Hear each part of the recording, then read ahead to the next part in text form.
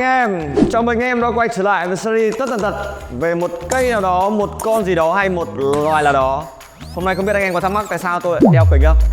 Hôm nay tôi sẽ dẫn anh em sang châu Phi, nơi có một nền nhiệt độ khắc nghiệt và cường độ UV rất là cao. Đấy, tiện review cho anh em luôn quả kính chống ngáo này, quả kính chống ngáo luôn, đeo vào cái trời tối luôn. Hôm nay tôi sẽ review cho anh em về một loài động vật tồn tại trên sa mạc đã qua hàng triệu năm. Đó là rùa Sulcata. Đấy, biểu tượng của sự kiên trì, lòng dũng cảm và trí tuệ. Đó, đây là một loài rùa to thứ 3 thế giới nhá. Đấy, để bắt đầu vào công cuộc nuôi trồng và sinh sản thì bước đầu chúng ta chuẩn bị chuồng nuôi.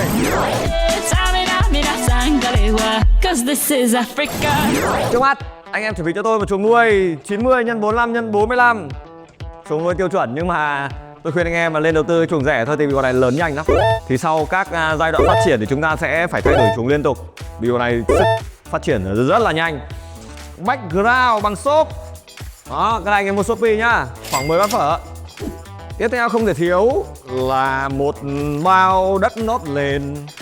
Đây, bao đất nót nền của Zumet, hàng chính hãng Zumet, cũng khá đắt, khoảng tầm nhỉ 40 bát phở nhá.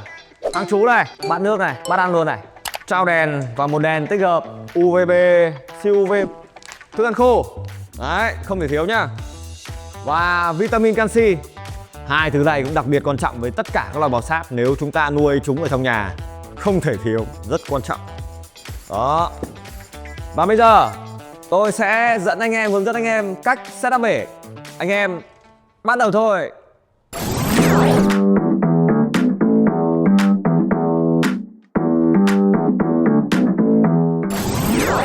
Đầu tiên thì anh em vào thì anh em phải dán background luôn nhá. Cái này là anh em cứ vào keo như tôi dán vỏ sồi như nào, dán là y chang như vậy. Tôi sẽ hướng dẫn em làm thật là nhanh thôi, tại vì cái khúc đầu nuôi con này ấy, không cần phải quá cầu kỳ. Anh em set cực nhanh, tối giản và tiêu chuẩn. Sau đó anh em đổ nót nền vào, dàn đều ra, anh em dàn đều ra. Sau khi đổ nền thì anh em đặt hang chú với cả bát ăn bát nước vào nhá. Đây, hang tôi sẽ đặt bên này. Anh em đặt sát vào đáy rồi vun vào cao cao lên để dễ vào uống. Còn bát này thực ra bát ăn là có cũng được mà không có cũng được. Thường thường là tôi nuôi cho ăn ở bên phía ngoài, cho nó ăn vào thùng nó tập trung nó ăn hơn. Nó đi lang thang ở trong chuồng như này.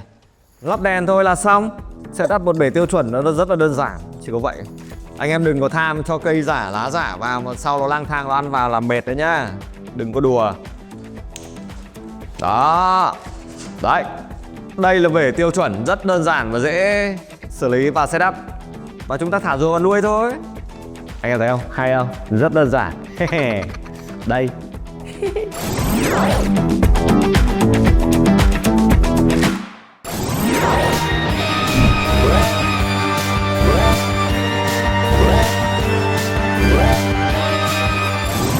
Xin chào các em.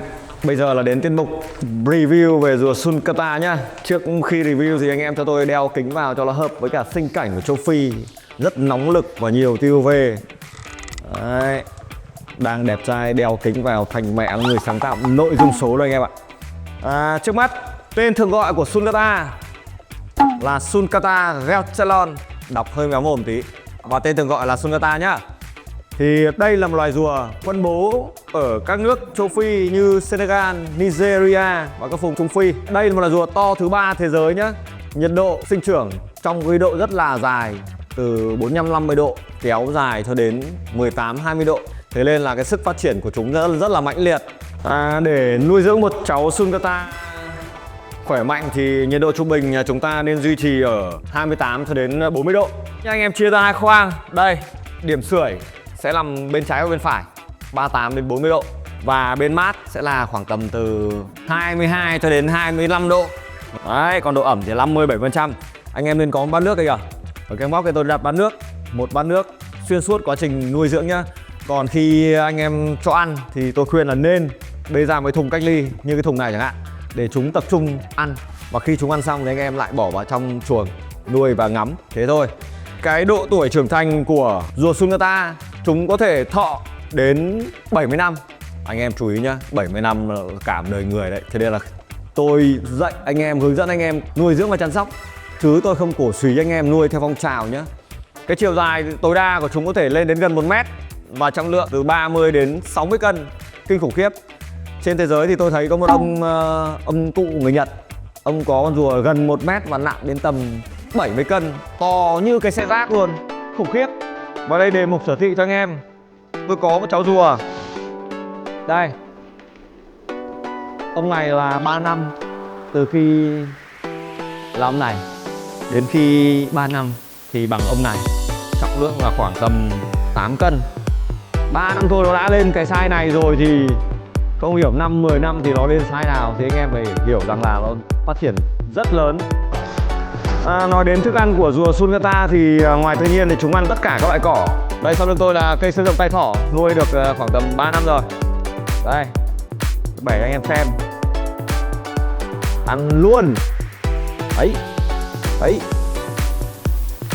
Đấy, ăn rôm rộp luôn. Đây, cháu này ra đây chắc cũng sẽ ăn luôn này. Anh em thấy không? Rùa Sulcata là một loài tương tác rất tốt với con người. Đấy, thả ra cái là ăn thấy luôn đây này. Nói thêm về thức ăn của rùa Sulcata. Trong môi trường nuôi nhốt thì anh em có thể dùng những cái thức ăn như thế này. Đây là thức ăn đóng sẵn của các bạn là Thái Loan nhé. Đây là một gói Original Pro Peptide, là thức ăn khô dành riêng cho rùa. Cái này thì rất là nhiều chất xơ này và bổ sung luôn cả vitamin khoáng chất tối thiểu cho rùa nhé. Thức ăn này anh em có thể cho ăn toàn bộ quá trình vòng đời của rùa. Nhưng mà về sau này khi chúng lớn lên thì thực ra là cái này nó cũng không rẻ lắm, tôi cũng hơi giòn rén. Thì anh em sẽ chủ yếu cho ăn rau, bao gồm rau muống này, rau cải này, xà lách, bắp cải, lá su hào. Đấy, những cái thứ rất là dễ tìm. Gần nhà tôi thì có những cái siêu thị. Tôi nuôi rùa thì tôi sẽ làm việc với cả những siêu thị đó. Thi thoảng người ta sẽ có những cái pha gọi là tiêu hủy sản phẩm quá hạn sử dụng. Thực ra mà nói thì quá hạn với người, nhưng mà với rùa thì vẫn là còn hạn bình thường. Thì tôi sẽ xin những quả bí này hoặc là rau về thùng lăn. Có hôm đang vừa tắm xong ra móc thùng rác thấy người ông cũ đi qua. Úi trời ơi, xấu hổ đừng hỏi. Nhưng không sao, vì các con anh chấp nhận hy sinh, không vấn đề gì cả. Trong môi trường nuôi nhốt thì rùa Sulcata là một loài động vật có hệ tiêu hóa dài, nên chúng có thể ăn và hấp thụ tất cả những cái thực vật ngậm nước, và chúng không thể hấp thụ được protein ở trong động vật. Nhưng hôm trước nói anh em nghe, đây có một bạn nam Minh Nghĩa xin được giấu tên hỏi: anh ơi, ngoài tự nhiên rùa Sulcata có ăn được động vật không? Và câu này hay, câu này cực hay luôn. Tôi trả lời anh em luôn nhé, câu này rất hay. Câu trả lời của tôi là có. Thế mới mất dạy chị lệ.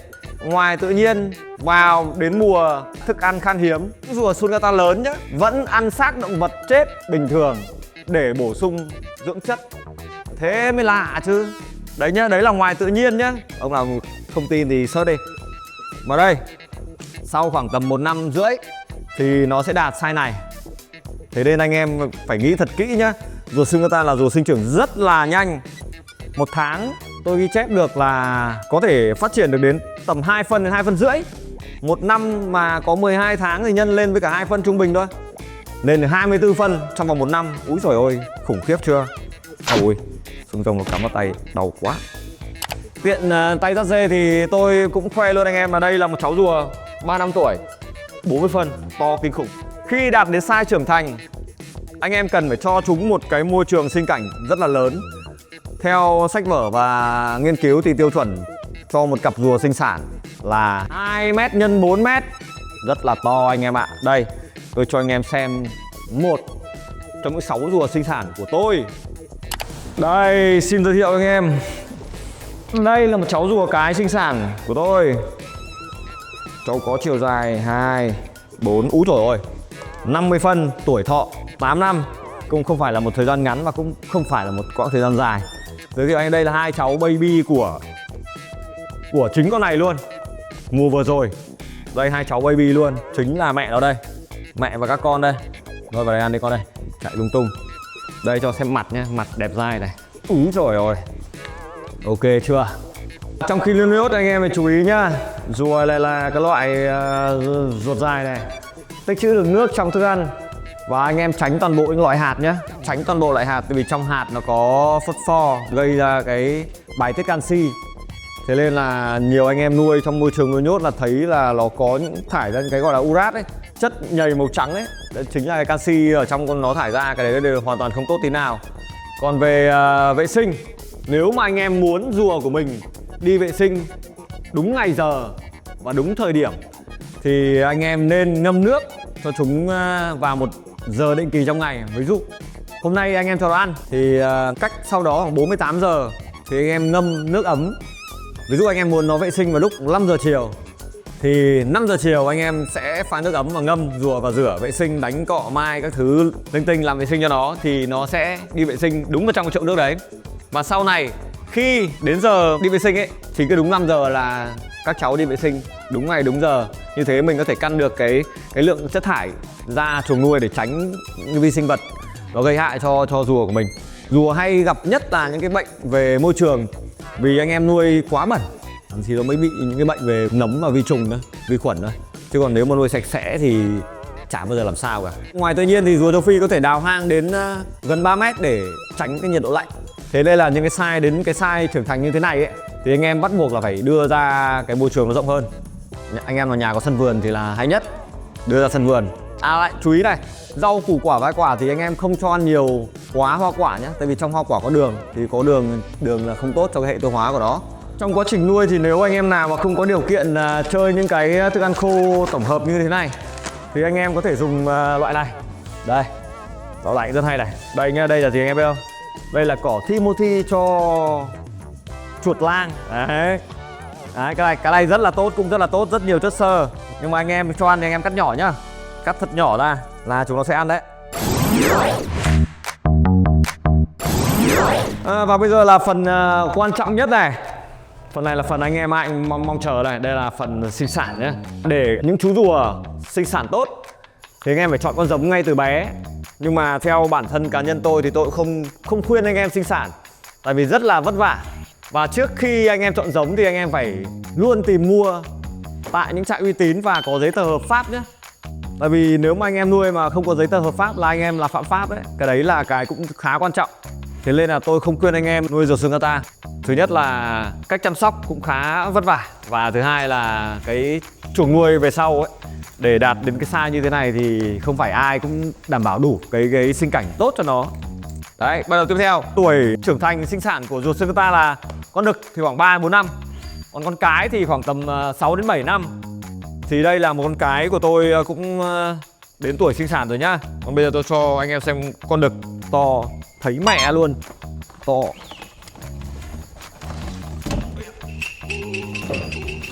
Rồi. Đây. Đây là một ông đực chồng của con cái. Cháu này là được khoảng 10 năm rồi. Tôi chỉ anh em cách phân biệt con đực con cái nhá. Đây anh em xem con này này. Đây. Ý da. Ê. Anh em chú ý nhá. Đây. Về cơ bản đa phần rùa cạn thì sẽ có hình chữ V ở dưới mai này và yếm lõm. Còn con cái, đây con này con nhẹ hơn thì bế đỡ nặng. Con cái anh em như này. Con cái thì có chữ U. Đấy. Yếm phẳng. Đấy là hai dấu hiệu nhận biết chung cơ bản về rùa cạn. Thì khi đạt đến tuổi trưởng thành ấy, khi mà anh em thấy con đực phát ra tiếng kêu ụt ịt thì là lúc đấy là bố cháu là thèm phối rồi. Và con cái bắt đầu là cảm giác nặng nề, mệt quá. Con cái cảm giác nặng nề, cũng bắt đầu ăn cát. Ngoài tự nhiên thì chúng sẽ đào hang sâu khoảng tầm 5-60 cm để vui trứng. Thì sau khi rùa ra phối vào khoảng từ tháng 5 đến tháng 1 tháng 5 với khí hậu Hà Nội nhé, chứ không phải vùng khác. Rùa đực và rùa cái gặp nhau và ra phối. Sau khi rùa cái ủ trứng khoảng 55-60 ngày thì bắt đầu chúng có cái dấu hiệu đào ổ. Khi anh em đã thấy nó đào ổ rồi thì khoảng tầm 2-3 ngày sau là đi thăm trứng là tôi nghĩ là sẽ có. Anh em sẽ thấy những cái bãi đất mà rùa khi mà đào ổ xong, nó đẻ xong thì nó sẽ dầm cái đất đấy ra, nó làm phẳng để nó giấu trứng. Thì sau khi mà anh em thấy nó đào hố và vùi trứng rồi thì anh em khai thác trứng. Nhưng mà đừng có khai thác luôn nhá, phải để sau 24 giờ mới khai thác để cho cái phôi nó ổn định. Đấy, cái đấy là quan trọng nhá. Thường nó sẽ đẻ sáng sớm hoặc là đêm. Nhưng con này của tôi nó đẻ vào sáng sớm này, tôi biết ngay. Tại vì nhà có đặt camera theo dõi mà. Khi mà anh em khai thác trứng xong thì anh em set cho tôi những cái ổ ấp trứng, gọi là hộp ấp trứng nhé. Thì anh em cần những hộp to. Một lứa trứng của rùa Sulcata là khoảng tầm từ 15 đến 35 trứng. Thì hai con này của tôi nuôi được một con 7 năm, một con 10 năm thì cái lượng trứng của nó tôi thu được 28 trứng, cũng khá là ok. Anh em lấy ổ ấp trứng ra thì lót ở dưới bằng cái đất khoáng vermiculite hoặc là perlite, đất giữ nước ấy. Thì anh em làm cái ổ ấp nền cao khoảng 2 đến 3 cm và được châm nước ở dưới đáy.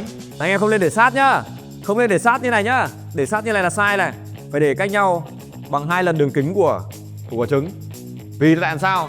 Để sau khi rùa nó nở ấy thì nó sẽ không bị cọ vào nhau, và nó có diện tích để nó đi lại trong cái hộp trứng đấy. Thế nên anh em cái đấy phải chú ý nhá, xong sau hỏng trứng. Với cả ổ của rùa mẹ nào thì đặt riêng vào hộp trứng của riêng nó và đánh dấu ngày tháng, chứ không lại để lẫn lộn với nhau là con nở trước con nở sau là cũng dở hơi.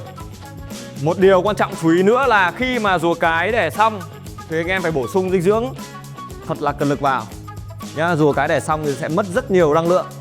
Lúc đấy hoa quả, rau củ quả là cho ăn tẹt ga vào, vitamin canxi cũng tăng lên nhiều hơn. Tiếp theo đó là khi mà rùa con nở thì anh em chăm sóc con non, anh em có thể kiếm những cái thùng nhựa gì cũng được, thùng nhựa khoảng tầm 60-40 tùy từng ổ. Thì bắt đầu anh em vẫn phải tăng nhiệt đều nhé, sưởi đèn nhiều, thật nhiều để chúng quen dần với cái khí hậu mà khi vừa mới ra khỏi vỏ trứng xong. Tại vì khi trong vỏ trứng thì cái nhiệt độ ấp của rùa là từ 28 đến 32 độ, nhưng mà tôi vẫn khuyên là anh em để ở cái ngưỡng 30 độ. 30 độ là an toàn nhất, không vấn đề gì cả. Thì sau khi con non nở ra thì anh em nuôi cách ly trong phòng kín gió và giữ nhiệt độ ổn định ở 30 đến 33 độ và bắt đầu cho những bữa ăn đầu tiên. Thì rùa con khi mới nở ra thì cái hệ tiêu hóa với cả cái đường ruột nó chưa ổn định lắm. Thì anh em cho ăn những thức ăn mềm, rau thôi, đừng cho ăn cỏ vội nhá. Cho ăn rau muống, rau cải, rau xà lách, những thức ăn mềm đấy, hoặc là hoa quả. Vừa rồi là tôi đã chia sẻ với anh em tất tần tật về cách nuôi dưỡng, chăm sóc và sinh sản rùa Sulcata, một trong 3 loài rùa to nhất thế giới. Đó. Anh em nhớ like và follow kênh để không bỏ lỡ bất kỳ video nào của Eagle Animal trong tương lai. Xin chào và hẹn gặp lại anh em.